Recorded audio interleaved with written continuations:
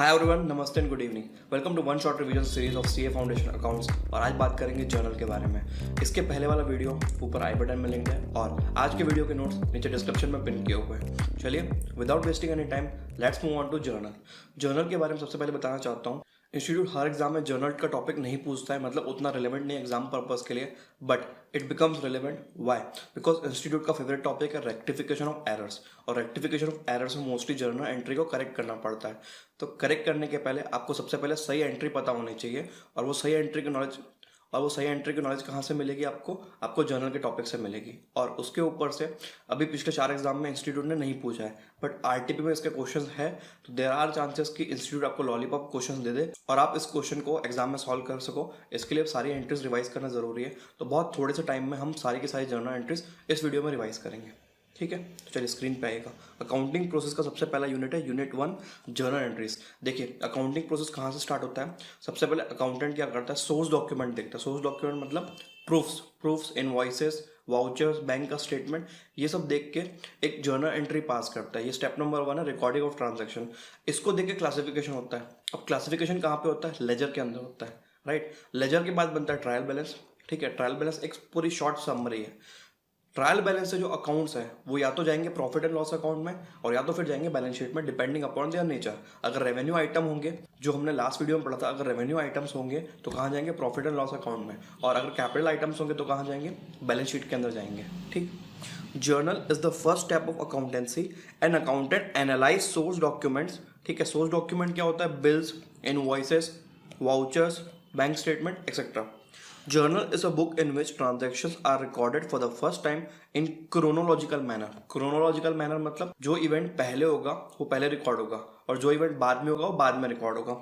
An entry in journal book is called journal entry. जो entries करते हो journal book के अंदर उसको बोलते हैं जर्नल एंट्री. इसका एक स्पेसिफिक फॉर्मेट होता है और 2 पार्ट होता है. हर एंट्री के अंदर एक पार्ट डेबिट होगा और एक पार्ट क्रेडिट होगा, और एक नरेशन भी होता है जिसमें आप अपने ओन वर्ड्स में एक्सप्लेन करते हो कि उस एंट्री का मीनिंग क्या होता है, राइट? तो 3 लाइन की एंट्री होती है. पहला होता है डेबिट लाइन, दूसरा होता है क्रेडिट लाइन, और तीसरा लास्ट नरेशन ब्रैकेट में होता है जिसमें आप एक्सप्लेन करते हो कि आप उस एंट्री में बोलना क्या चाह रहे हो in your own basic words, ठीक है?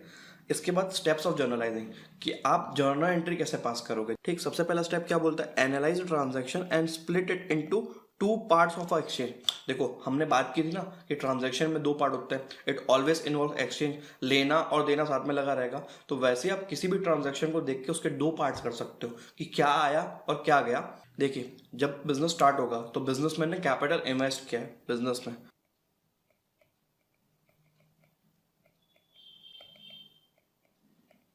इसके अंदर 2 पार्ट कैसे करोगे आप? Cash is coming in and liability, एक लाइबिलिटी भी तो क्रिएट हो रही है ना, ऑब्लिगेशन, ठीक है? लाइबिलिटी इज क्रिएटेड, ठीक? व्हेन यू परचेज गुड्स,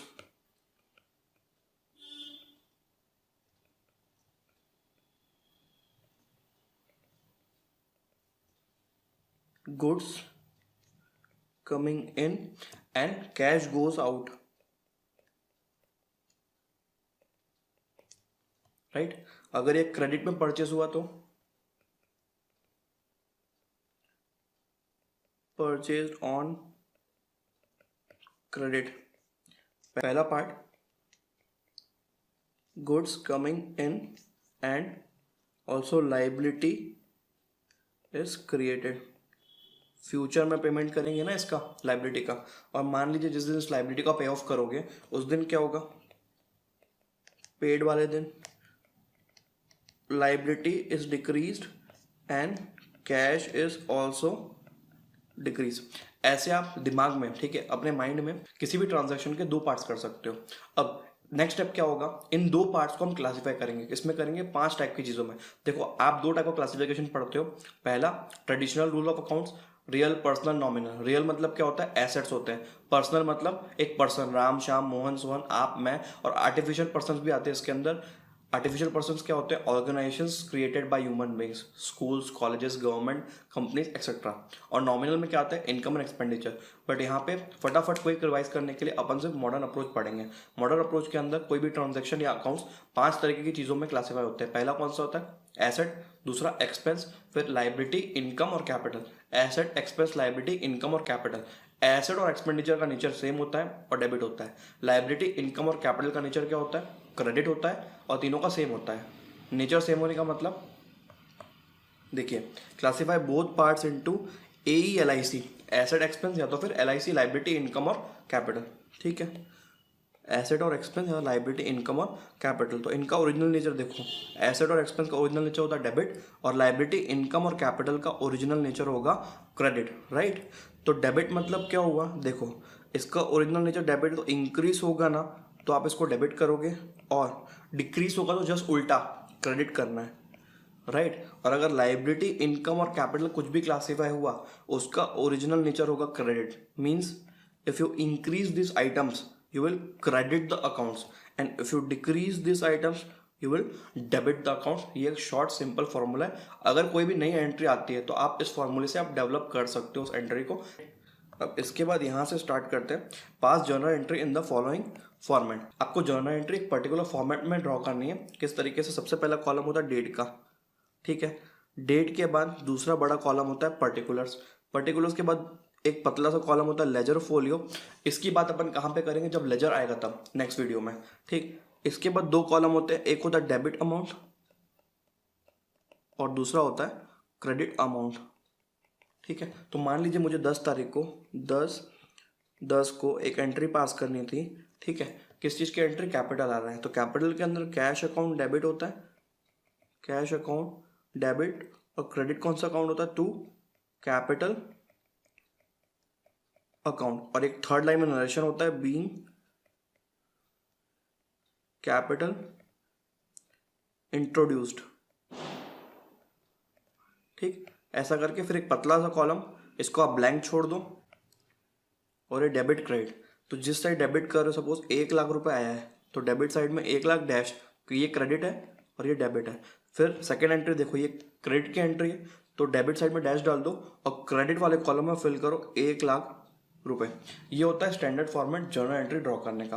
अब चलिए बारी बारी बहुत सारे एंट्रीज डिस्कस करेंगे और सारी एंट्रीज कंप्लीट कर लेते हैं अपन।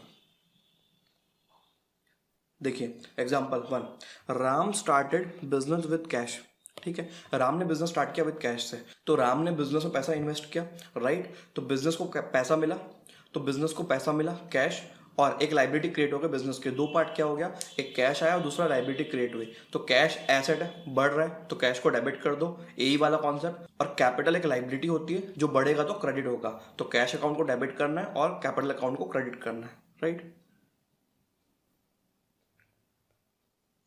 Cash account debit to capital account, rupees 1 lakh, rupees 1 lakh. यहाँ पे मैं फॉर्मेट पे उतना फोकस नहीं कर रहा हूँ, लाइन खींचने पे वो आप समझ जाओगे, राइट। इसके बाद है Ram started business with balance in bank. ये दूसरी टाइप की एंट्री आ रही है ना, कंटिन्यूशन में नहीं क्वेश्चन। देखो यहाँ पे कॉन्सेप्ट क्या है कि राम ने बिजनेस स्टार्ट किया और उसके पास बैलेंस ऑलरेडी था, बैंक बैलेंस 40,000, कैश था 20,000, लैंड 1 लाख एंड व्हीकल 50,000। ये सब चीज वो एक साथ बिजनेस में लेके आ रहा है, वहां से बिजनेस स्टार्ट कर रहा है, राइट। तो सबसे पहले देखो ये सब एसेट्स है, तो सारे एसेट्स को डेबिट कर दो। Bank account debit, cash account debit, land account debit, vehicle account debit to capital account. इन सब चीजों को लेके एक साथ उसने बिजनेस स्टार्ट कर दिया। 40,000,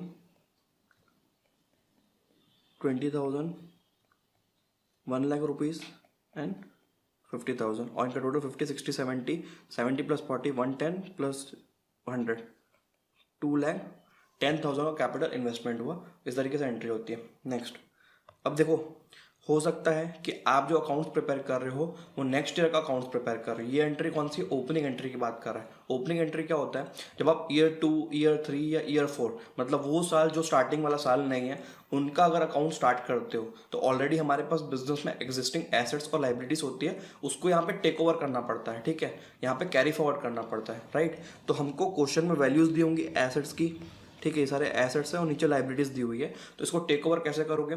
all asset account debit to all liabilities. ठीक है, तो land and building debit, plant and machinery debit, motor bike debit, debtor debit, stock debit, cash debit. ये सारे एसेट्स थे।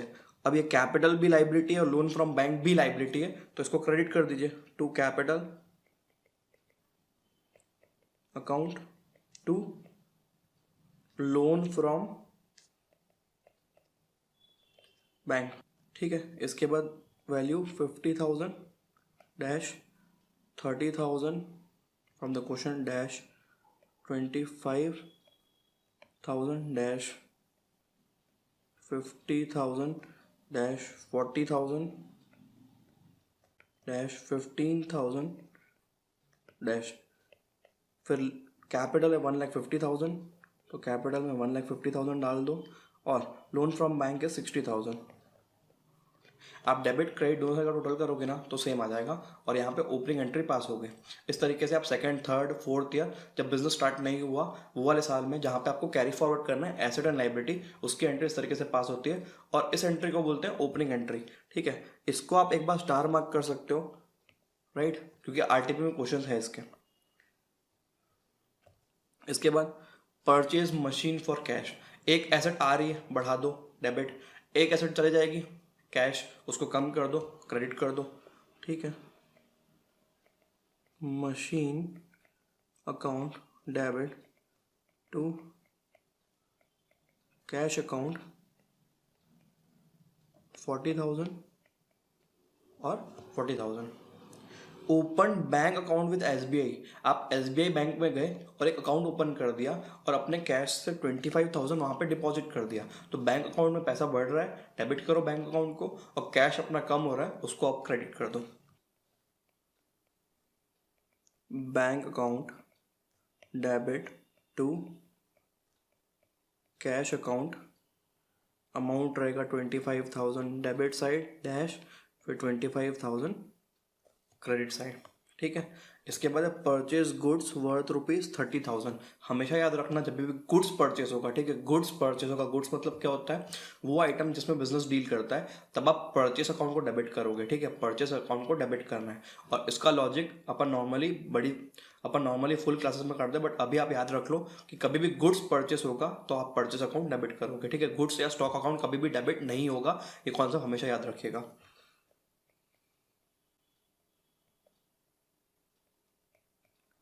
Purchase account debit to cash, और कुछ भी नहीं लिखा है तो आप ये मान के चलोगे कि ये कैश में परचेज हुआ है 30,000।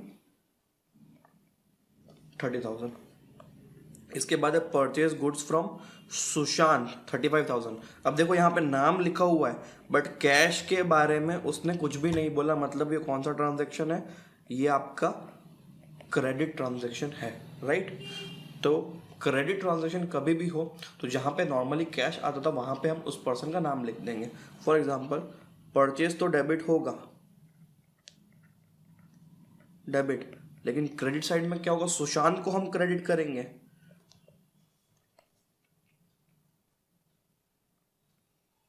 सुशांत को आप क्रेडिट कर रहे हो, ठीक है, he is being credited because liability create हो रही है और सुशांत के नाम से क्रिएट हो रही है, इसलिए क्रेडिट साइड में 35,000।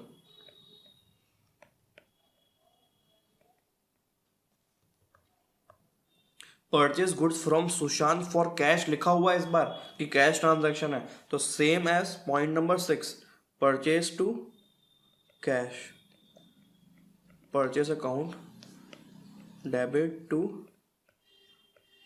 Cash account ₹40,000।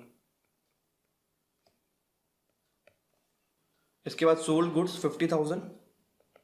कैश हमारी इनकम होती है और इनकम जब बढ़ती है तब क्रेडिट करते हो और साथ में कैश भी तो आएगा, तो कैश अकाउंट बढ़ेगा तो debit, cash account debit to sales account 50,000 right. इसके बाद sold goods to Rahul 60,000, Rahul को हमने गुड्स सेल किया और कैश नहीं लिखा हुआ मतलब क्रेडिट सेल है। इस बार राहुल हमारा एसेट बनेगा, क्यों? क्योंकि फ्यूचर में वो हमें पेमेंट करने वाला है और इस पर्सन को हम क्या बोलते हैं? डेटर बोलते हैं। Those organisations to whom we sell goods on credit are called debtors and these debtors will pay us money in the future. तो राहुल का अकाउंट डेबिट करेंगे because he is our asset, future में पैसा देगा वो। Debit to sales account 60,000।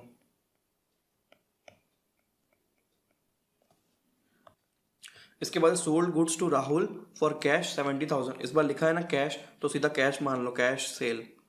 Cash account को debit करेंगे to sales account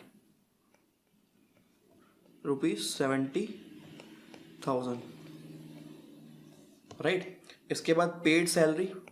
अब सैलरी क्या होता है? एक्सपेंस है, तो एक्सपेंस जब बढ़ता है तब क्या करते हैं हम उसको ए कैटेगरी डेबिट करोगे। और कैसे पे करते हो सैलरी को? कैश देते हो ना, तो कैश जा रहा है तो कैश को हम क्रेडिट करेंगे, ठीक है। सैलरी ब्रैकेट में ई लिख दे रहा हूं आपके लिए, डेबिट टू कैश, ये ए है, एसेट है, अमाउंट है 10,000 rupees, right. Salary account debit to cash being salary paid.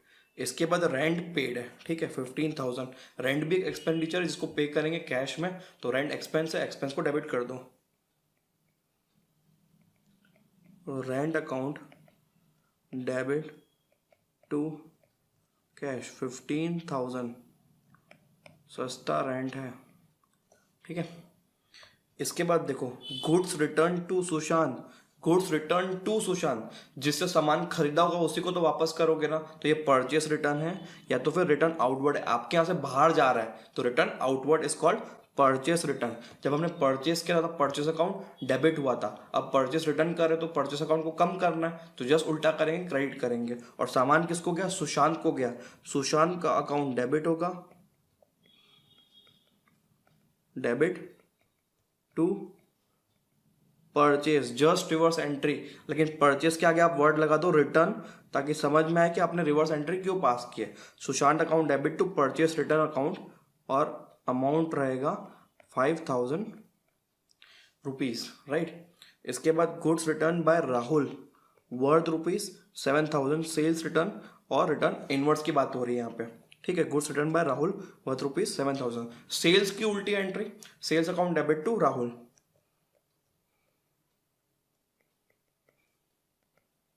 Debit to Rahul, amount है 7,000 और सेल्स रिटर्न हो जाएगा ये, ठीक। इसके बाद withdrew cash for personal use. Personal use के लिए कुछ भी निकालोगे तो उसको क्या बोलते हैं? ड्राइंग्स, ड्राइंग्स अकाउंट,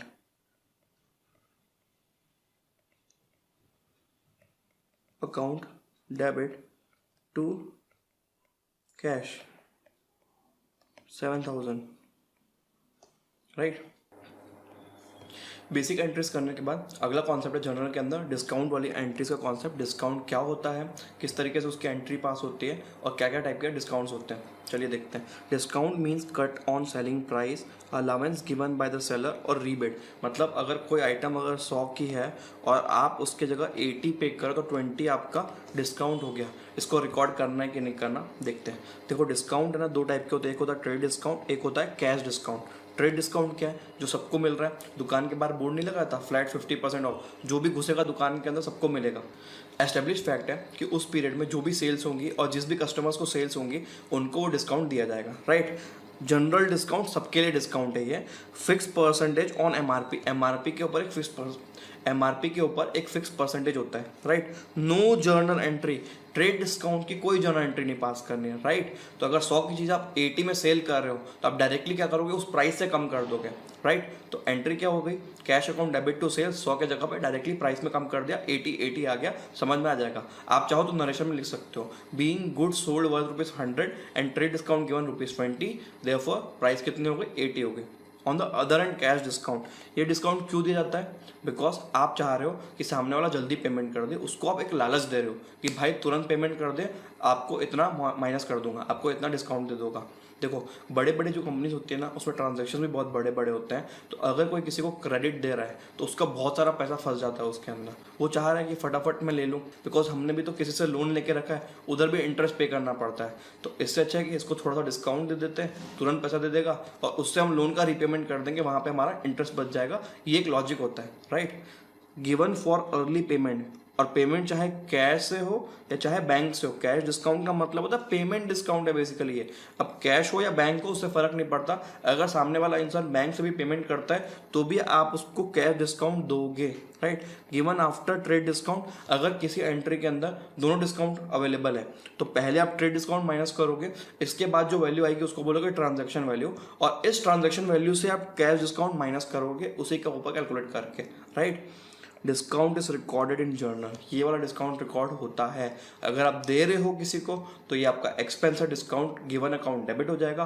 और अगर आपको मिल रहा है किसी से, आपने सामान खरीदा और आपको डिस्काउंट मिल रहा है तो ये आपके लिए क्या हो गई, इनकम हो गई, तो आप इस डिस्काउंट को क्रेडिट करोगे, ठीक है। अब एक एक करके एग्जांपल देखते हैं फटाफट। If a trader sells goods for 1 lakh rupees at 20% trade discount, बोला उसने trade discount for cash pass journal. देखो सेलिंग प्राइस कितनी है, 1 lakh rupees minus 20% trade discount, तो माइनस कितना करना है, 20,000 माइनस हो जाएगा। रिजल्टेड वैल्यू 80,000 का ट्रांजैक्शन वैल्यू है, इतने पे ट्रांजैक्शन होने वाला है, राइट। तो एंट्री आप क्या पास करोगे, सेल्स की एंट्री पास करनी है अगर तो आप करो cash account debit to sales account, और अमाउंट रहेगा 80,000, ना कि 1 लाख रुपीज़, 80,000, राइट। इसके बाद if the buyer return the goods list price 10,000, देखो लिस्ट प्राइस पहले क्या थी, 1 लाख रुपए थी, और उस पर डिस्काउंट हमने कितना दिया, 10%, उस पर हमने डिस्काउंट कितना दिया, 20% का डिस्काउंट दिया। तो यहाँ पे भी जब गुड्स रिटर्न आएंगे ना तो रिटर्न भी कितने में लेना, डिस्काउंट माइनस करने के बाद रिटर्न लोगे। ऐसा नहीं होगा कि आपने डिस्काउंट पे सेल किया है और फुल प्राइस पे आप रिटर्न ले रहे हो। अगर आपने डिस्काउंट पे सेल किया है तो डिस्काउंट माइनस करने के बाद ही आप रिटर्न लोगे, ठीक है। और क्वेश्चन में हमेशा एमआरपी दी होती है तो रिटर्न करने टाइम भी डिस्काउंट माइनस करना पड़ेगा, ठीक है। तो 10,000 है माइनस 20%, तो ये कितना हो जाएगा 2,000, तो रिजल्टेंट वैल्यू आती है 8,000 रुपीज़, इतने का गुड्स रिटर्न आया, ठीक है। इतने का गुड्स रिटर्न आया अपने पास, तो अपन एंट्री क्या पास करेंगे, sales return account, sales return account को डेबिट करो टू डेटर कर दीजिए, ठीक। अमाउंट रहेगा 8,000 रुपीज़। इसके बाद next example, a trader sold goods for 1 lakh rupees, he offer 2% cash discount. इस बार कैश डिस्काउंट है। कैश डिस्काउंट क्यों होता है, पहले एक तो पेमेंट जल्दी आ जाए उसके लिए होता है, तो कैश रिसीव्ड और पेड इमीडिएटली, कैश रिसीव हो गया इमीडिएटली। अब आपको कैश डिस्काउंट देना है और इसकी जर्नल एंट्री पास होती है, ठीक है, इसकी जर्नल एंट्री पास होती है। और अगर आप गुड्स सोल्ड कर रहे हो तो आप डिस्काउंट दोगे कि लोगे, भाई सामने वाला आपको पेमेंट कर रहा है तो आप उसको डिस्काउंट दोगे, तो आपके लिए सेल्स के टाइम पे डिस्काउंट क्या होगा, एक्सपेंस होगा, बिकॉज आप किसी को दे रहे हो, ठीक है। तो सामने वाला आपको कैश दे रहा है, कैश अकाउंट डेबिट, साथ में डिस्काउंट अकाउंट भी डेबिट करेंगे टू सेल्स अकाउंट, ठीक। कैश कितना मिलेगा 98,000, डिस्काउंट कितने का दोगे 2,000 का, और टोटल वैल्यू हो गई 1 लाख रुपए की sales, being sold goods and given 2% cash discount. 1 lakh का गुड सेल किया, 2% ये रहा 2,000 रुपये, और 98,000 का कैश रिसीट हो गया हमको, राइट। इसके बाद sold goods to Rahul for 20,000, he paid cash 18,000 in full settlement of his account. अगर आपने किसी को 20,000 का गुड्स सेल किया है और उसने 18K रुपीज़ पेड किया है और वर्ड लिखा हुआ है ना कि फुल सेटलमेंट, मतलब 20 का अकाउंट उसने 18 दे के सेटल कर दिया, मतलब वो फोर्सफुली क्या किया, 2,000 रुपये का डिस्काउंट लेके चले गया, ठीक है। 2,000 रुपये का डिस्काउंट लेके चले गया। फुल सेटलमेंट मतलब उसका अकाउंट सेटल हो गया 18,000 रुपये दे के, और उसका अकाउंट कितने का था, 20 का था, तो आपका बाकी का पैसा, balance amount of money is the discount given, ठीक है। तो इसकी एंट्री पास करते हैं,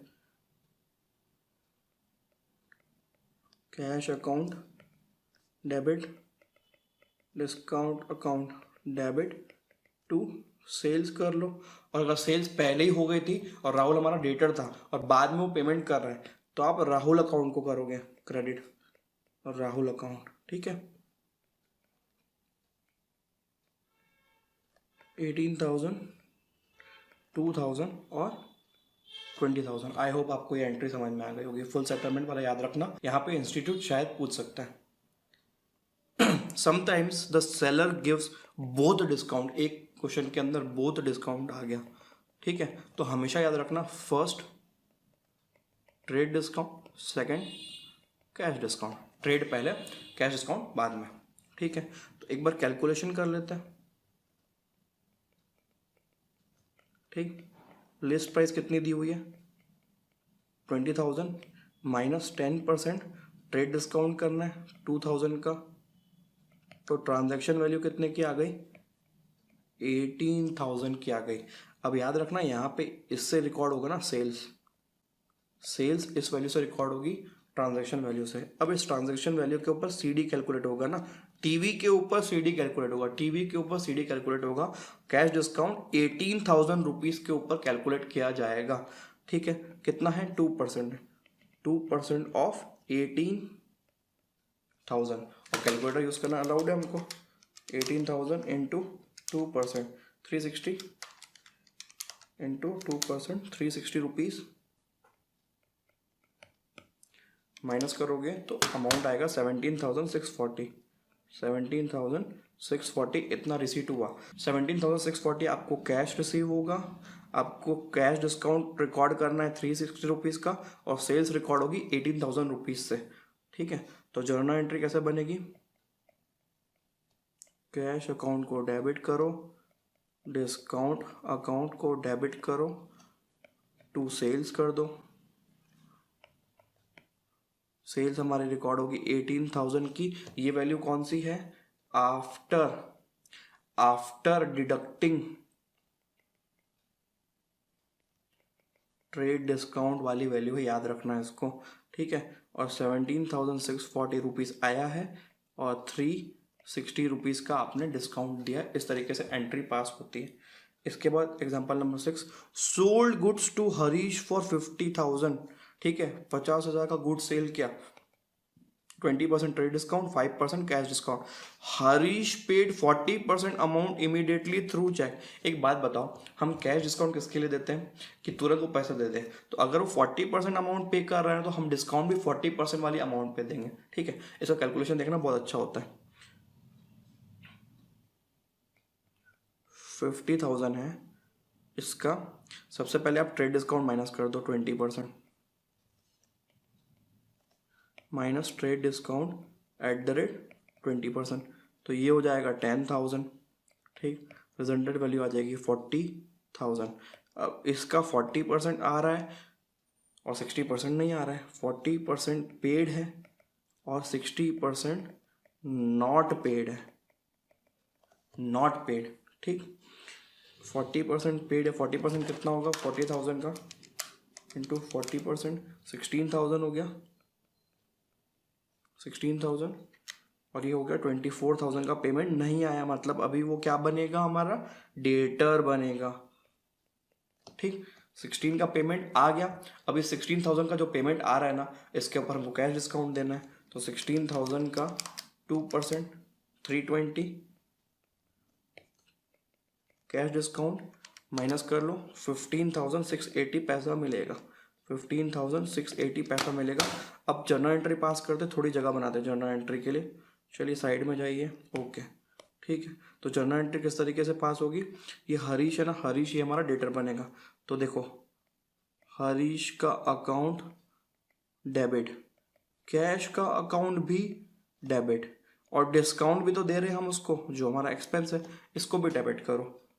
to sales, okay good. Sales कितने से रिकॉर्ड करनी है 40,000 से रिकॉर्ड होगा, ठीक है। ये हमारी सेल्स है, सेल्स, ठीक है। 40,000 मतलब अमाउंट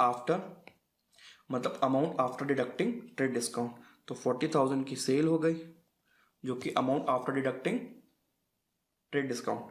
ठीक है। इसके बाद देखो हरीश का जो डेटर बनाना है वो 24,000 का बनाना है डेटर, उसने हमको 15,680 दे दिया पैसा, उसके बदले में हमने भी ईमानदारी से उसको 320 रुपीज़ का डिस्काउंट दिया है। ऐसे बनती है entries just for quick revision. ठीक है, आई होप आपको ये वाली एंट्री इंटरेस्टिंग लगी होगी। ये देखो ये वर्किंग बहुत ज़्यादा इंपॉर्टेंट है, राइट। इसके बाद हैविंग डन डिस्काउंट एंट्रीज, बात करते हैं बैड डेट्स के लिए। बैड डेट्स के अंदर दो वर्ड्स है, एक बुरा और एक डेट्स। डेट्स का मतलब क्या होता है, देखो हम किसी को भी गुड सेल करेंगे ना क्रेडिट पे, वो हमारा जिसको हम गुड सेल कर रहे हैं ना, याद रखना सेल, आपने किसी को माल बेचा है, ठीक है, और उधारी में बेचा है, तो सामने वाला क्या बना, आपका डेटर बना। और जब ये डेटर बुरा बन जाता है, बुरा कब बनेगा, जब वो हमको पेमेंट नहीं करेगा, इसको बोलेंगे बैड डेट्स। बैड डेट्स मतलब हमने किसी को गुड सेल किया क्रेडिट पे, वो हमारा डेटर बना, अब वो बोल रहा है पैसा नहीं है, हद हो गई। ठीक है, या तो फिर भाग गया है, ही रैन अवे, या तो फिर इंसॉल्वेंट डिक्लेयर हो गया। अभी इंसॉल्वेंट क्या होता है, दिवालिया जिसको बोलते हैं, दिवालिया घोषित हो गया, मतलब उसकी लाइबिलिटीज इतनी ज्यादा हो गई कि उसका एसेट उसके सामने काफी कम है, right. The organisation to whom goods are sold on credit are called debtors. If any debtor is not in a situation to pay our money और ही हैज रैन अवे और became insolvent, now we will not be able to recover the money from him. हम पैसा तो ले नहीं पाएंगे, तो एक काम करते हैं, उस डेटर को डुबत में डाल देते हैं और मान लेते हैं कि हमारा बिजनेस का एक्सपेंडिचर है, और बैड डेट्स बना के उसको राइट ऑफ कर देंगे।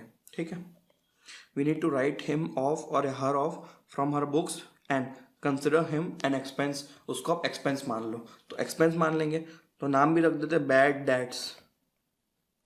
Dates account debit to. Suppose किसने पैसा डुबाया, राहुल ने पैसा डुबाया, तो ठीक है, राहुल कमीना पैसा डुबा दे, हाँ सॉरी, ठीक है, ये राहुल है, राइट, राहुल ने पैसा डुबाया, बैड डेट अकाउंट डेबिट, ये एक्सपेंस है, और राहुल हमारा एसेट था, बेसिकली अ डेटर जिसको हम कम कर रहे हैं। ठीक, example, Rahul owed us ₹20,000, he became insolvent, तो एंट्री पास होगी बैड डेट्स अकाउंट को डेबिट करके टू राहुल, अमाउंट रहेगा जितना दिया है क्वेश्चन में 20,000, राइट। इसके बाद एक और example, Rahul owed us 20,000, he became insolvent, मतलब दिवालिया घोषित हो गया, and 40 paisa in a rupee is recovered from his asset.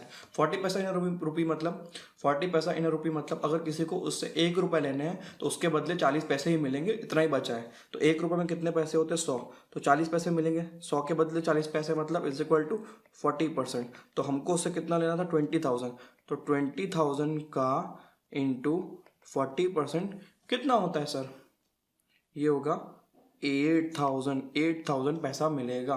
ठीक है, तो ठीक है, बाकी डूब जाएगा पैसा, राइट।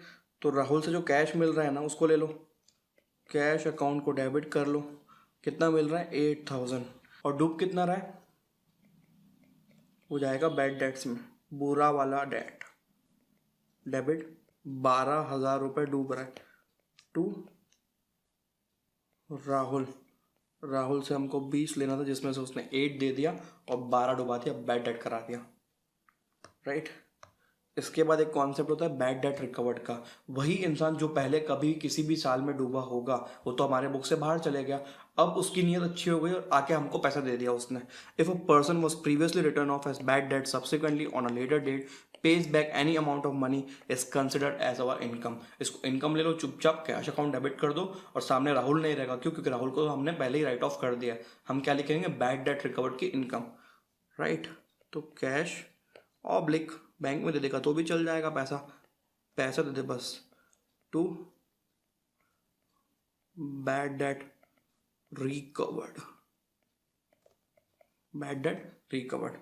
एग्जाम्पल, राजा छोड़ो, राहुल ही था, who was earlier return of his bad paid 7,000। अगर कोई राहुल देख रहा तो बुरा मत मानना, ठीक है, उसने पैसा दे दिया, उसका नाम कहीं नहीं आएगा ना, उसका नाम कहीं नहीं आएगा, याद रखना। रेक्टिफिकेशन में इसका क्वेश्चन पूछती है इंस्टीट्यूट। कैश अकाउंट को डेबिट करो to bad debt recovered 7,000 rupees, ठीक। इसके बाद बात करेंगे बैंकिंग ट्रांजैक्शन एंट्रीज, कि बैंक के साथ हमारी क्या क्या डीलिंग होती है और उनकी एंट्रीज कैसे पास की जाएगी। ठीक है। Bank is institute where we deposit our money और borrow money from bank in the form of loan. ये सबको पता होता है कि बैंक में आप पैसा जमा करवाते हो या तो फिर उससे लोन लेते हो। अगर आप पैसा जमा करवाओगे तो आपको इंटरेस्ट मिलेगा, और अगर आपने लोन लिया है तो आपको इंटरेस्ट चुकाना पड़ेगा। ठीक है, बोरो मनी, बैंक इंटरेस्ट, वही सब चीज़ें।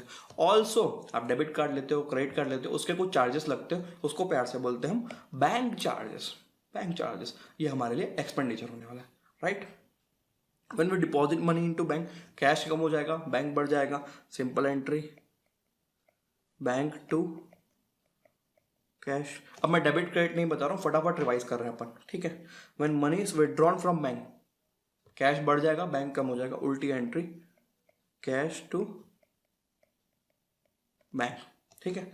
इसके बाद when cheque receive from customer is deposited to bank on same day. आज ये कस्टमर से चेक आया, सपोज राहुल से आ गया था चेक, ठीक है, और हमने डायरेक्टली बैंक में जमा करवा दिया, बैंक में बढ़ जाएगा और राहुल ने पैसा दे दिया इसलिए उसको कम कर दो।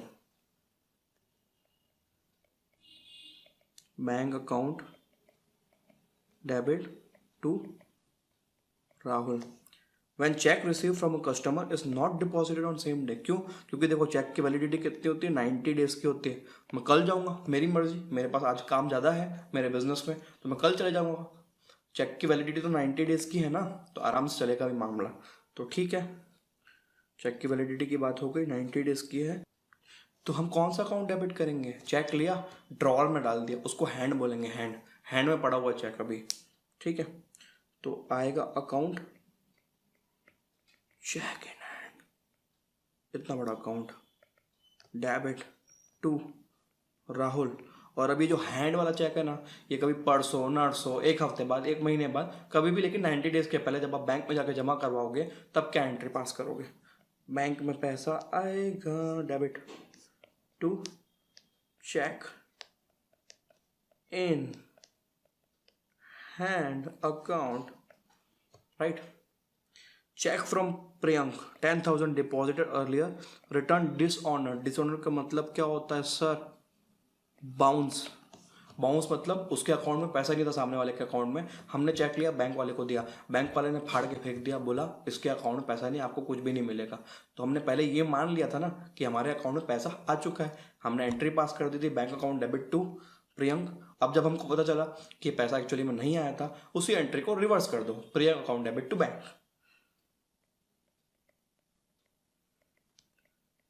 Priyank account debit to bank आपके लिए, right. Money withdrawn for personal use, ठीक है। पर्सनल यूज के लिए पैसा विड्रॉ करना पाप नहीं है, ड्रॉइंग से, ठीक है। Drawings account debit, drawings account debit to bank account, right. Interest charged by bank, expense, interest को डेबिट कर दो, डेबिट। अब कैसे चार्ज करेगी बैंक? आपसे पैसा मांगने थोड़ी ना आएगी, आपका अकाउंट उसके पास है, सीधा सीधा पैसा काट लेगा वो, टू बैंक अकाउंट। इसके बाद इंटरेस्ट अलाउड, हमारी इनकम है, क्रेडिट होगी, बैंक अकाउंट डेबिट टू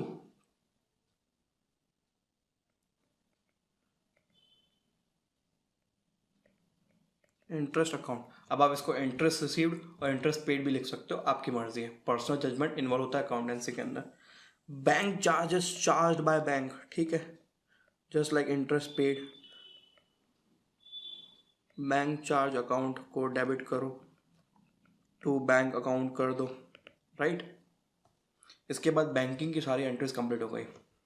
चलिए, बैंकिंग एंट्रीज के बाद अगला कॉन्सेप्ट है आउटस्टैंडिंग एक्सपेंस का। आउटस्टैंडिंग एक्सपेंस मतलब एक्सपेंस ड्यू हो गया है, ठीक है। आपने किसी की सर्विस ले ली, किसी का गोडाउन यूज कर लिया, रेंट ड्यू हो गया है, सैलरी ड्यू हो गई है, लेकिन आप उसको पेमेंट नहीं कर रहे हो। अब ये कॉन्सेप्ट इंपॉर्टेंट क्यों है? कभी ना कभी तो पेमेंट किया जाएगा, लेकिन बात याद करना मैचिंग कॉन्सेप्ट की, कि जिस पीरियड में अगर आपने कोई एक्सपेंस किया रेवेन्यू अर्न करने के लिए, तो मैचिंग कॉन्सेप्ट ये बोलता है उसी पीरियड में उसके एक्सपेंस होने चाहिए। बेसिकली अगर सैलरी इस साल की है तो इस साल आनी चाहिए। बेटा एक बात जान लो, कभी भी सैलरी 30 तारीख को पेमेंट नहीं होता। जितनी भी सैलरीज होती है ना, वो हमेशा 5 या उसके बाद वाली डेट्स पे पेमेंट होती है।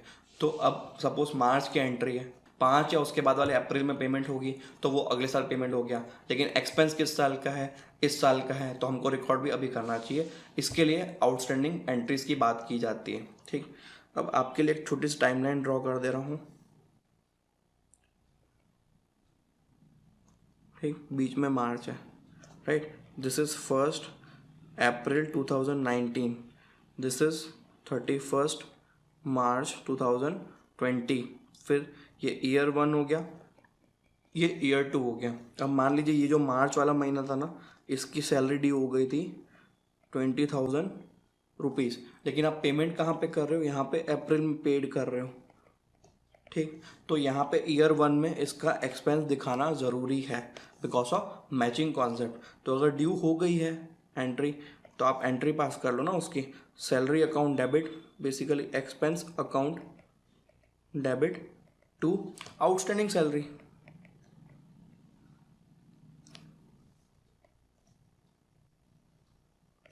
राइट। अभी जो पहला सैलरी है वो आपका एक्सपेंस है, दूसरा वाला आउटस्टैंडिंग सैलरी ये आपकी लाइबिलिटी है, ये चले जाएगी बैलेंस शीट में, ये अगले साल कैरी फॉरवर्ड हो जाएगा और यहाँ पे ओपनिंग में आ जाएगी आउटस्टैंडिंग सैलरी, बैलेंस शीट में दिखेगी ईयर 2 पे।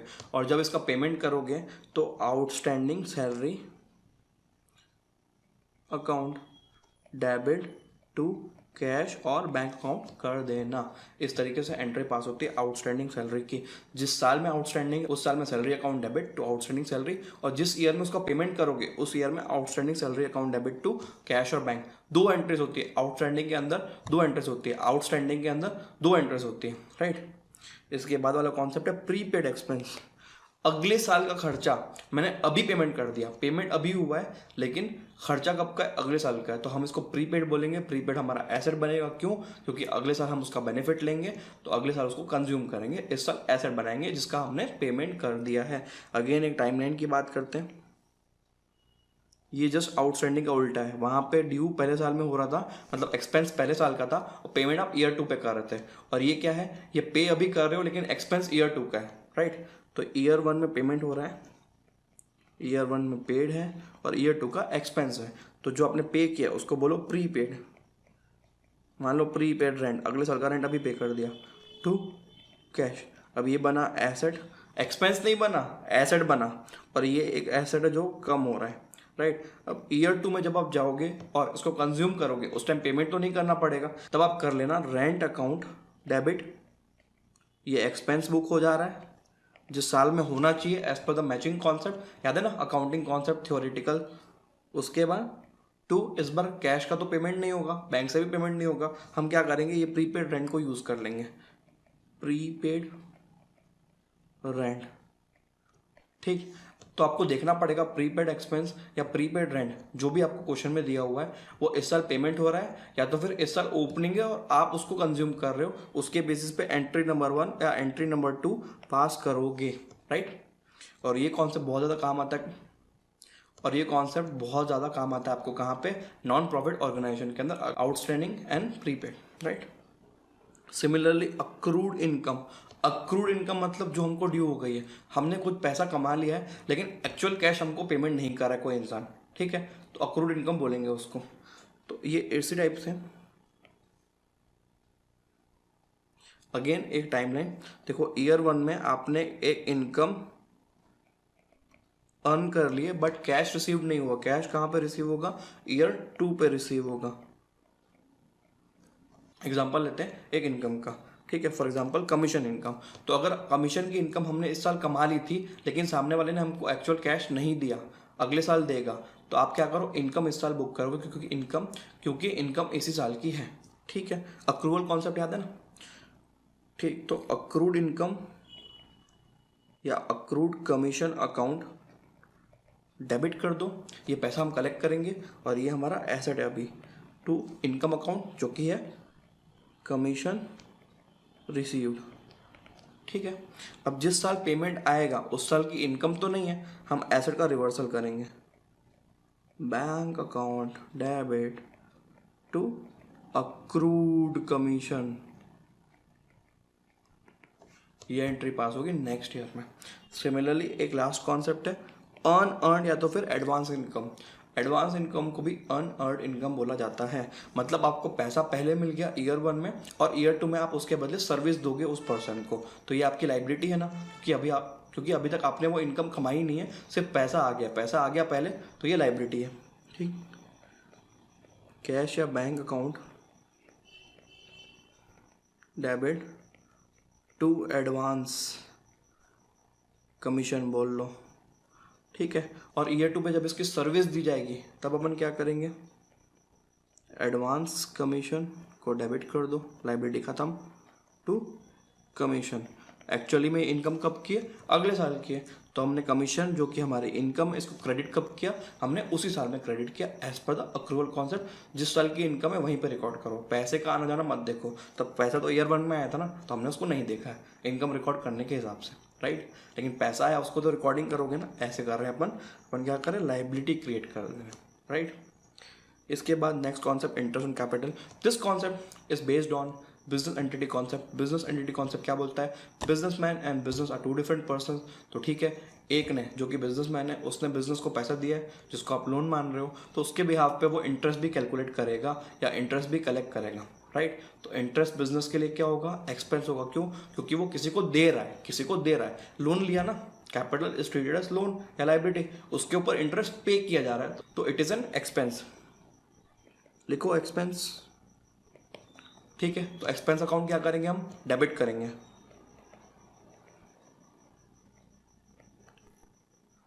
Interest on capital debit to, interest on capital account debit to capital account.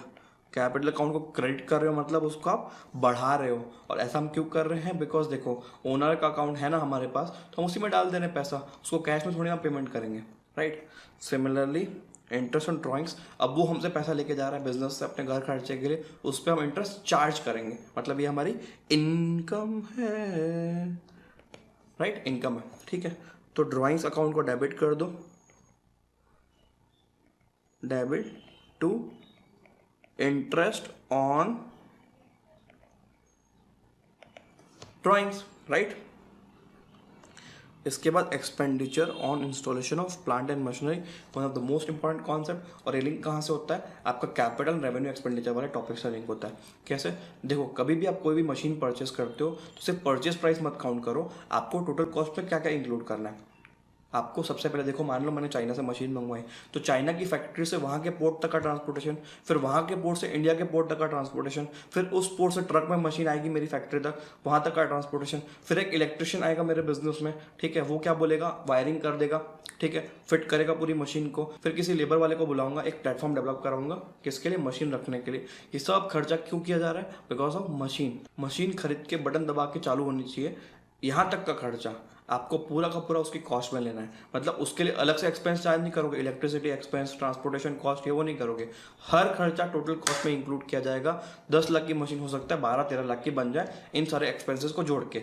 और ये सारे के सारे एक्सपेंडिचर को कैपिटल एक्सपेंडिचर बोला जाता है। क्यों, क्योंकि ये टोटल कॉस्ट का पार्ट बन रहे हैं। और टोटल कॉस्ट का पार्ट बन रहे हैं मतलब हर ट्रांजैक्शन में आप एक ही एंट्री पास करोगे, machine account debit to cash, machine account debit to bank, machine account debit to cash, machine account debit to bank, machine account debit to cash और bank, right.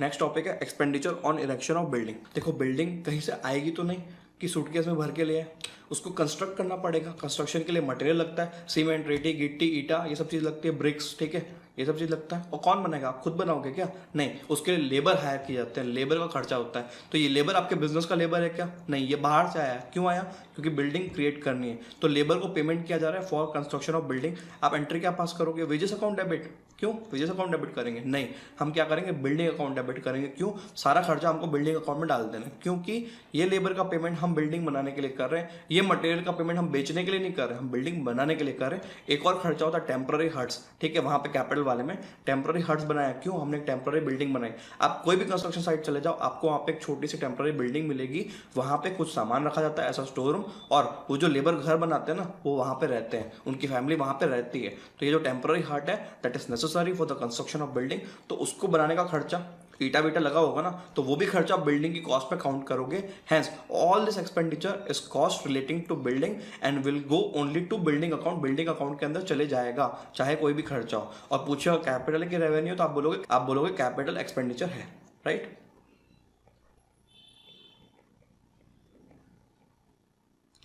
Building account debit to cash और bank. Simple. बोलेगा installation cost, institute प्यार से पूछते हैं installation cost relating to machine, आप बताओ इसके एंटर क्या पास करोगे। Simple sir, installation cost account debit नहीं करेंगे, machine account debit to cash करेंगे। Clear. Building material purchase for construction of building, material account debit, purchase account debit कुछ नहीं करना है, building account debit to cash करेंगे या building account debit to bank करेंगे। ठीक। अब इसके बाद special transaction relating to goods, goods के केस में स्पेशल ट्रांजैक्शन, यहाँ पे क्या हो रहा है, हम गुड्स किसी को दे रहे हैं लेकिन सेल नहीं कर रहे, किसी को दे रहे हैं। ऐसा कई इवेंट होता है बिजनेस में जहाँ पे आपको गुड्स देना पड़ता है, सेल नहीं होता, देना पड़ता है। और देने का मतलब है वो कॉस्ट, 100 का खरीदा 100 में जाएगा, 100 का खरीदोगे, प्रॉफिट नहीं जोड़ पाओगे आप इन ट्रांजैक्शन में। तो हमको क्या करना है, हमको सेल्स अकाउंट क्रेडिट करना है क्या? नहीं। इन सारे ट्रांजैक्शन का एक कॉमन बेस क्या है कि आप परचेस अकाउंट को रिवर्स करोगे। परचेस किया था तो परचेस अकाउंट डेबिट किया था, और किसी को कॉस्ट पे अगर आप गुड्स दे देते हो तो इन ट्रांजैक्शंस पे आपको परचेस अकाउंट को क्रेडिट करना पड़ेगा। बिकॉज क्योंकि आप कॉस्ट पे दे रहे हो, आप सेल्स पे नहीं दे रहे हो। सेल्स पे देने का मतलब होता है प्रॉफिट जोड़ देना, और यहाँ पे आप प्रॉफिट नहीं जोड़ रहे हो। In the below cases goods are taken और given away at cost price and not the sale price. Therefore, in journal entry, purchase account is credited and not sales because आप cost पे दे रहे हो। ठीक है। क्या क्या ट्रांजैक्शन है? Goods withdrawn from home consumption, आपका बिजनेस जनरल स्टोर है, घर से फोन है आपकी वाइफ का, बोलेंगे 1 किलो राशन लेके आओ, तो गुड्स आपने विड्रॉ कर लिया पर्सनल यूज के लिए, तो क्या आप अपनी वाइफ को बोलोगे कि भाई प्रॉफिट दे? कुछ नहीं देगी, वो पैसा भी नहीं देगी। तो ये ड्रॉइंग्स है, right. Drawings account debit to purchase account, goods चले गया घर पे, गिवन टू एम्प्लॉय।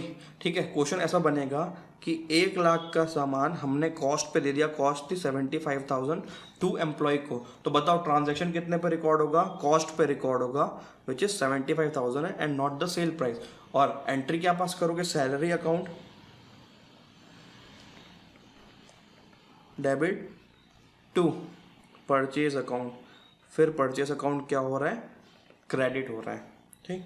गिवन है चैरिटी, किसी को दान कर दिया, ठीक है, तो charity account debit to purchase account. Next, free sample में बांट दिया आपने गुड्स को, राइट। फ्री सैंपल एक्चुअली क्या होता है? एडवर्टीजमेंट होता है।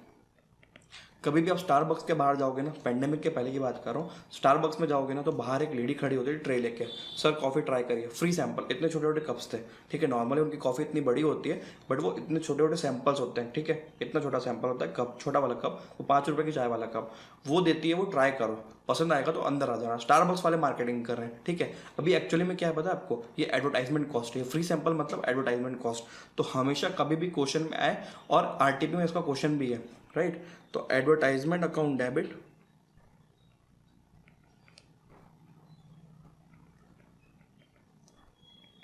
Debit to purchase account,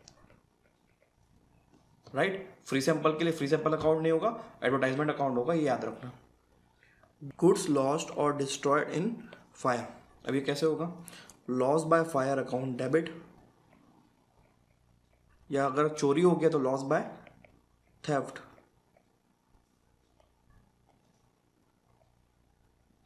account debit to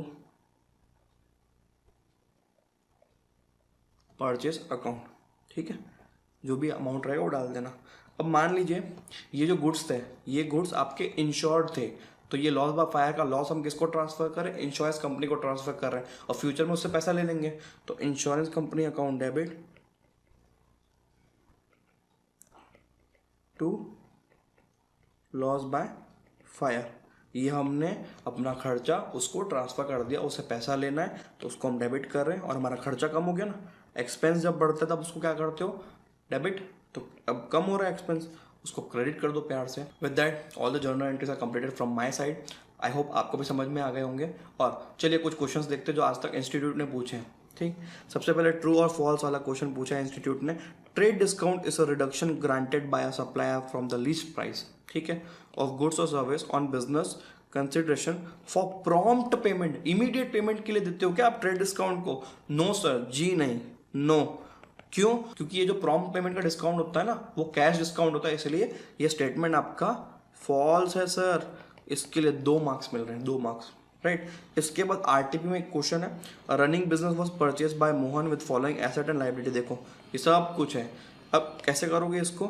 it is just like opening entry जो हमने अभी डिस्कस किया है, ओपनिंग एंट्री, और जो डेबिट क्रेडिट का डिफरेंस आएगा ना, वो कहाँ डाल दोगे आप डालोगे उसको कैपिटल अकाउंट में डाल दोगे। अगर अभी भी डाउट हो कमेंट में पूछ सकते हो आप मुझसे। Goods return by way of free samples 1000 rupees, free sample, ठीक है। Goods distributed by way of free samples 1000 rupees, free sample बांट दिया। अभी हमने डिस्कस किया advertisement account debit to purchase account. Purchase account को क्रेडिट करना मत भूलना, गलती से भी सेल्स अकाउंट मत डाल के आना, गंदी तरीके से काटेगा वो एकदम बेरहमी से, राइट। रहीम बिकेम इंस्टॉलमेंट, बैड डेट वाली बात हो रही है। 50 पैसे इन अ रुपी इज रिकवर्ड, मतलब अगर 1 रुपये लेना था तो आधा रुपये मिलेगा वहाँ से। तो amount due from him 600 rupees, तो उससे कितना मिलेगा? 300 रुपीज़ मिलेगा। Cash account debit 300, bad debt account debit 300, और रहीम अकाउंट को क्रेडिट करना है 600 रुपये से, राइट। इसके बाद प्रिपेयर जर्नल एंट्रीज, अगेन देखो एमटीपी, ये इस बार का आपका मॉडल टेस्ट पेपर है, उसके अंदर 4 मार्क्स का क्वेश्चन दिया हुआ है। हाई इंडिकेशन कि इस बार पहली बार जर्नल एंट्री आपके एग्जाम में आ सकती है, और मोस्ट प्रोबेबली ये क्वेश्चन भी हो सकता है, राइट। प्लीज़ इसको ध्यान से सुनिएगा, ये लास्ट क्वेश्चन है इस टॉपिक का। Employees had taken stock worth ₹10,000, ठीक है। अब ये सेल प्राइस है ना, लेकिन इसकी कॉस्ट कितनी है? 7500। अभी हमने ये एग्जांपल डिस्कस किया है। On the eve of Deepawali and the same was deducted from their salaries in subsequent month. Entry क्या पास होगी जल्दी बताइए? Salary account debit to purchase, salary account debit to purchase, और अमाउंट रहेगा 7500, राइट। बिकॉज ये assume किया जाता है कि हमारा बेचारा एम्प्लॉय है, उसके ऊपर हम कुछ दया खाएंगे, और उसके ऊपर से दीपावली भी थी, तो बिल्कुल हम उसको कॉस्ट पे देंगे, उससे कोई प्रॉफिट चार्ज नहीं करेंगे। तो 7500 रुपीज़ पे उसको हमने दे दिया गुड्स को, तो कॉस्ट पे गया, इसलिए परचेस अकाउंट को हम क्रेडिट करेंगे। Goods distributed by way of free sample, अभी डिस्कस हो गया। Income tax liability of proprietor 1400 was paid out of पेटी कैश। देखो कैश से हमने किसी का इनकम टैक्स पे कर दिया जो हमारा ओनर है। एक बात हमेशा याद रखना, एक इनकम टैक्स, दूसरा होता है LIC का प्रीमियम, लाइफ इंश्योरेंस ना, उस ओनर की लाइफ इंश्योरेंस, उनकी वाइफ का लाइफ इंश्योरेंस, और उनके बच्चों का भी लाइफ इंश्योरेंस। ये है ना, ये हमारे पर्सनल एक्सपेंसेस है। पर्सनल एक्सपेंसेस कभी भी ये किए जाएंगे तो ड्राइंग्स अकाउंट आ जाएगा लाइफ में। ड्राइंग्स अकाउंट को डेबिट कर देना, ठीक है। कभी भी आपको इनकम टैक्स पेड बोले, भले इनकम टैक्स हम इनकम के लिए पे करते हैं, लेकिन उसको पर्सनल एक्सपेंस माना जाता है, तो आप ड्राइंग्स अकाउंट को डेबिट करोगे, इनकम टैक्स अकाउंट को गलती से भी डेबिट मत कर देना, ठीक है। और LIC का प्रीमियम है, लाइफ इंश्योरेंस कॉर्पोरेशन का भी प्रीमियम, LIC लाइफ इंश्योरेंस कभी भी लिया ओनर ने तो वो ड्राइंग्स है, right. Purchase of goods from Naveen of list price 2000, he allowed 10% trade discount, 50 rupees cash discount was also allowed for quick payment. देखो यार, ये हमने बहुत डिटेल में किया था, ये आप कर लेना। चलिए विद दैट हमारा जर्नल टॉपिक का रिवीजन कंप्लीट होता है, और अगले वीडियो में हम लेजर की थोड़ी सी बात करेंगे और फिर आगे बढ़ेंगे। Till then bye everyone, take care. Hi everyone, नमस्ते and good morning. Welcome to one shot revision series of CA foundation accounts, और आज बात करेंगे लेजर के बारे में। इसके पहले की वीडियोस ऊपर आई बटन में लिंक है, और आज के वीडियो के नोट्स जो डिस्क्रिप्शन में पिन किए हुए हैं। Without wasting any time, let's start ledger. Unit 2 ledger. सबसे पहली बात कि एग्जाम का कवरेज कितना होता है। देखिए वैसे तो एग्जाम पॉइंट ऑफ व्यू से इस टॉपिक का एग्जाम वाइज कोई कवरेज नहीं है, ठीक है, डायरेक्टली, बट इनडायरेक्टली ये टॉपिक हर टॉपिक के अंदर घुसा हुआ है। मतलब हर टॉपिक में नीचे लिखा होगा prepare ledger account of this and this and so और सो एडजस्टमेंट्स। तो आपको अगर कोई भी टॉपिक सॉल्व करना है तो आपको लेजर की नॉलेज प्रॉपरली होनी चाहिए। सबसे पहली बात करेंगे अकाउंटिंग प्रोसेस के बारे में। अकाउंटिंग प्रोसेस क्या होता है? अकाउंटिंग प्रोसेस स्टार्ट होता है रिकॉर्डिंग, फिर क्लासीफाइंग, फिर समराइजिंग। अब देखो रिकॉर्डिंग कहाँ पे होती है? रिकॉर्डिंग होती है जर्नल में, ठीक। इसके बाद आप क्लासीफाई कहाँ पे करते हो? क्लासिफिकेशन होता है सेकंड स्टेप में, जो कि है लेजर। इसके बाद 2-3 और चीज़ें बनती है, लेकिन अभी अपन कहाँ पे, अपन अभी ये सेकंड स्टेप लेजर में है, ठीक है, स्टेप नंबर 2। अब लेजर में होता क्या है, हमने जब जर्नल एंट्रीज पास की थी, तो जर्नल एंट्रीज जैसे जैसे ट्रांजैक्शन हुआ वैसे वैसे हमने पास कर दी थी क्रोनोलॉजिकल ऑर्डर में, मतलब डेट वाइज और टाइम वाइज, राइट। अब उसमें होता क्या है, कभी सेल की एंट्री, कभी परचेज की एंट्री, कभी सैलरी पे किया, कभी कुछ पे किया, कभी आराम से ट्रांजैक्शन, कभी कुछ और, राइट। तो वो जम्बल्ड होता है। तो किसी को खाली सेल्स देखना हो तो, किसी को खाली परचेज देखना हो तो, किसी को खाली सैलरी पेड देखना हो तो, किसी को प्रॉफिट कैलकुलेट करना हो तो it is not possible to ascertain these all things from looking at the journal book. इसके लिए हमें क्या करना पड़ेगा, हमें सारे ट्रांजेक्शन को सेपरेट करना है, सेग्रीगेट करना है, क्लासीफाई करना है कि सेल्स वाले सारे ट्रांजेक्शन उठ के सेल्स के एक पेज में चले जाए, ठीक। परचेज वाले सारे ट्रांजेक्शन उठ के परचेज के एक पेज में चले जाए, फिर सैलरी के सारे ट्रांजेक्शन उठ के सैलरी के एक पेज में चले जाए। इसको बोलते हैं क्लासिफिकेशन, ठीक है। आप सिमिलर ट्रांजैक्शन को ग्रुप कर रहे हो, एक सिमिलर ट्रांजैक्शन को ग्रुप करके उसके पर्टिकुलर पेज में भेज रहे हो, और ये सब कहाँ पे होता है, ये होता है लेजर के अंदर, right. After recording the transaction in journal, entries are classified and grouped by preparation of account, ठीक।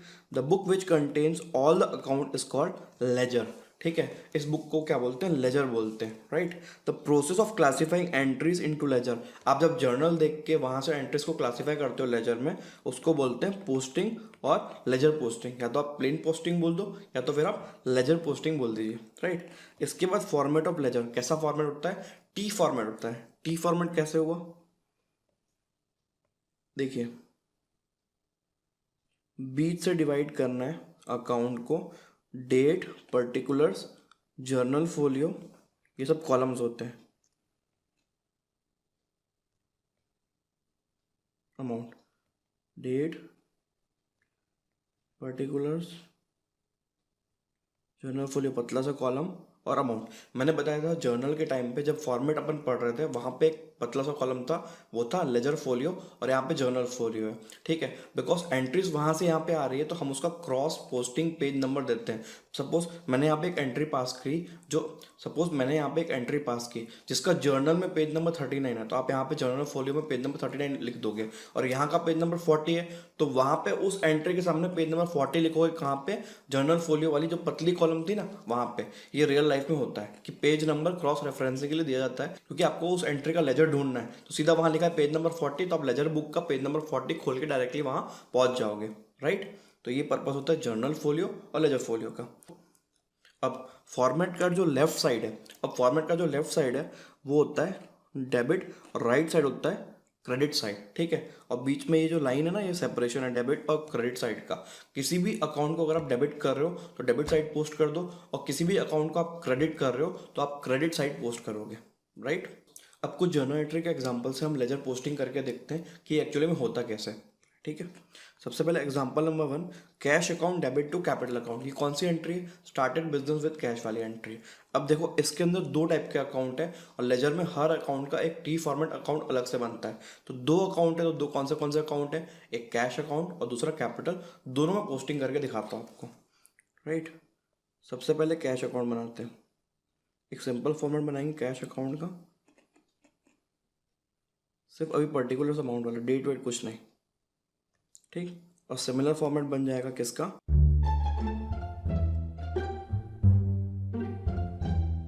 देखिए पहला जो अकाउंट है, उसको बोलते हैं cash account. Cash account debit और क्रेडिट। अब इस एंट्री के अंदर कैश अकाउंट क्या हो रहा है, डेबिट हो रहा है, तो आप कैश अकाउंट की डेबिट साइड में पोस्टिंग करोगे, ठीक। और क्रेडिट कौन सा अकाउंट कर रहे हो, कैपिटल अकाउंट, तो यहाँ पे कैपिटल अकाउंट चला जाएगा टू कैपिटल अकाउंट 20,000, राइट। अब बात करते हैं कैपिटल अकाउंट में पोस्टिंग की। जब आप सेम एंट्री का कैपिटल अकाउंट में पोस्टिंग करोगे, डेबिट क्रेडिट, अब आप समझ सकते हो कि कैपिटल एंट्री में क्या हो रहा है, क्रेडिट हो रहा है, ठीक है। तो आप कैपिटल अकाउंट के क्रेडिट साइड में पोस्ट करोगे, कौन से साइड में, कैपिटल अकाउंट के क्रेडिट साइड में। एंट्री के अंदर वो अकाउंट जहाँ पे आप लेजर पोस्टिंग कर रहे हो वो क्या हो रहा है, क्रेडिट हो रहा है, जो कि कैपिटल अकाउंट है, क्रेडिट हो रहा है, तो आप कैपिटल अकाउंट के क्रेडिट साइड में पोस्ट करोगे, याद रखना, ठीक है। और क्रेडिट साइड में आप क्या लिखोगे, ऊपर कैपिटल ले लिया है ना, मतलब आपने कॉमन ले लिया है, तो जो एंट्री का उल्टा साइड होगा, ठीक है। अब ये पर्टिकुलर अकाउंट क्रेडिट है तो इसका उल्टा साइड क्या होगा, डेबिट साइड होता है, ये कैश अकाउंट। कैश अकाउंट है ना डेबिट साइड में, तो आप वहाँ पे लिखिए बाय कैश अकाउंट 20,000। इस तरीके से एंट्रीज पोस्ट की जाती है। चलिए एक और example,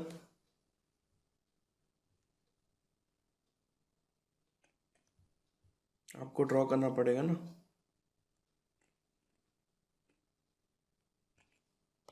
again purchase account debit to Rakesh, तो एंट्री में डेबिट कौन सा अकाउंट हो रहा है, परचेस अकाउंट। तो पहले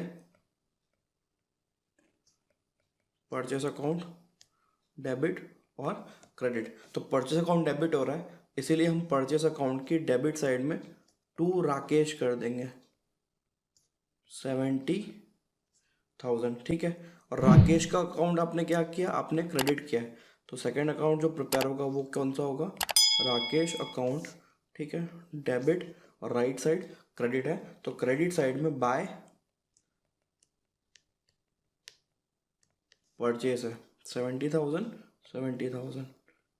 इस तरीके से लेजर की पोस्टिंग होती है, ठीक। अब बात करते हैं ओपनिंग बैलेंस का। अभी ओपनिंग बैलेंस क्या होता है, it is just like opening entry. Opening entry कहाँ पे यूज होती थी, लास्ट ईयर से इस साल बैलेंस लेके आने में यूज होती थी। तो आप लेजर अकाउंट के अंदर बैलेंस किस तरीके से लेके आओगे, ठीक है। अब वहाँ पे तो all asset to all liability होता था, ठीक है। यहाँ पे आप कैश अकाउंट और बाकी सारे अकाउंट्स के अंदर ऑल एसेट्स तो नहीं डाल सकते, ठीक है। तो कैसे होगा, ठीक, एक एग्जांपल देख लो। Opening balance, opening balance means balance of asset and liability carried forward from last year. जब हम नए साल का नया अकाउंट्स ओपन करेंगे तो पिछले साल के जो बैलेंस थे ना एसेट और लायबिलिटी के, उनको यहाँ पे जो लेके आएंगे उसको बोलेंगे ओपनिंग बैलेंस, ठीक है। अब एसेट है, इसका बैलेंस कौन सा होता है, डेबिट बैलेंस होता है एसेट का। तो post on debit side cash account, suppose last year cash था, सपोज लास्ट ईयर के एंड में कैश था 10,000, तो सेम कैश यहाँ पे कैरी फॉरवर्ड होगा on the first day of the accounting period, right. तो आप कैश अकाउंट के डेबिट साइड में, डेबिट साइड कौन सा होता है, लेफ्ट होता है, और ऊपर लिखो cash account to balance brought down, short form में BD, ब्रॉड डाउन लिखोगे 10,000। और सपोज कैपिटल भी था 60,000 का, तो उसका बैलेंस कैसे लेके आना है, तो capital account right side credit side, same T format draw करिए,